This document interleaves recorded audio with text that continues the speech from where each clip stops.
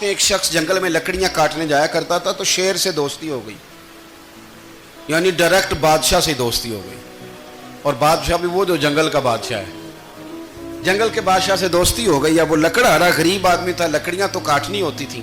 جنگل کا بادشاہ اعلان کر دیتا جانوروں کو کہ میرا دوست آیا، ایک تو کوئی تنگ نہ کرے، اور دوسرا یہ کہ سب لوگ مل کے اس کے ساتھ تعاون کریں. کبھی کوئی جانور لکڑیاں اکٹھی کراتا، کبھی کوئی اپنی پشت پہ گدھا، بیل، گھوڑا، خچر رکھ کے وہ لکڑیاں باہر چھوڑنے آتا. تو اب اس کی بڑی دھوم مچ گئی جنگل کے اندر. لکڑہارا مزدور تھا، وہ بادشاہ سے دوستی کر کے بادشاہ ہی بن گیا. وہ گھر آ کے نا بیوی کو اکثر بتاتا کہ میرا ایک دوست ہے، میں جاتا ہوں تو ساری پہلے ہی مخلوق کھڑی ہوتی ہے میرے استقبال کے لیے. دوستی جو بڑے سے ہو گئی ہے. بنا ہے شاہ کا مصاحب تو پھر ہے اتراتا، وگرنہ شہر میں غالب کی آبرو کیا ہے. ہمیں تو پوچھتا ہی کوئی نہیں، یہ تو بنا ہے شاہ کا مصاحب تو پھر ہے اتراتا، وگرنہ شہر میں غالب کی آبرو کیا ہے. تو وہ لوگوں کو بتاتا، بیوی کو بھی بتاتا دوست ہے. تو بیوی کہنے لگی اتنی تو تعریفیں کرتا، یہ نہیں بتایا کہ وہ جنگل کا شیر ہے، پر نیرا دوست بتا دیا. بیوی کہنے لگ گئی کہ تو اتنا جو اس کا ذکر کرتا ہے تو کسی دن بلا نا، بلا کسی دن تاکہ اس کی دعوت کریں.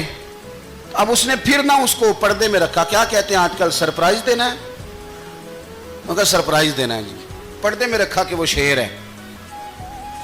تو وہ بلا لیا گھر. اب اس کے لیے کچا گوشت، ظاہر ہے شیر نے کچا گوشت کھانا تھا. وہ کہنے لگی پکانا کس طرح کا ہے؟ وہ کہنے لگا جب وہ آئے گا پھر بتاؤں گا. اب وہ کچا گوشت 2-3 بکرے ذبح کر کے ڈال دیے.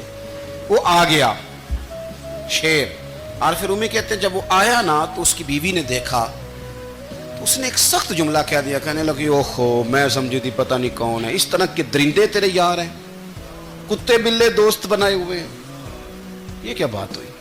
خیر وہ شیر نے سن لیا، گوشت کھایا، وہ چلا گیا. اگلے دن لکڑہارا لکڑیاں کاٹنے گیا تو شیر نے ملاقات کرتے ہی لکڑہارے سے کہا کہ یہ نا کلاڑی اٹھا اور میری پشت پہ نا ایک زخم کر دے. اس نے کہا نہیں میں یہ کام نہیں کرتا، تو میرا دوست ہے. اس نے کہا سن بھائی، میں نے پیار سے کہا ہے تو مان جا، ورنہ میں ہوں شیر.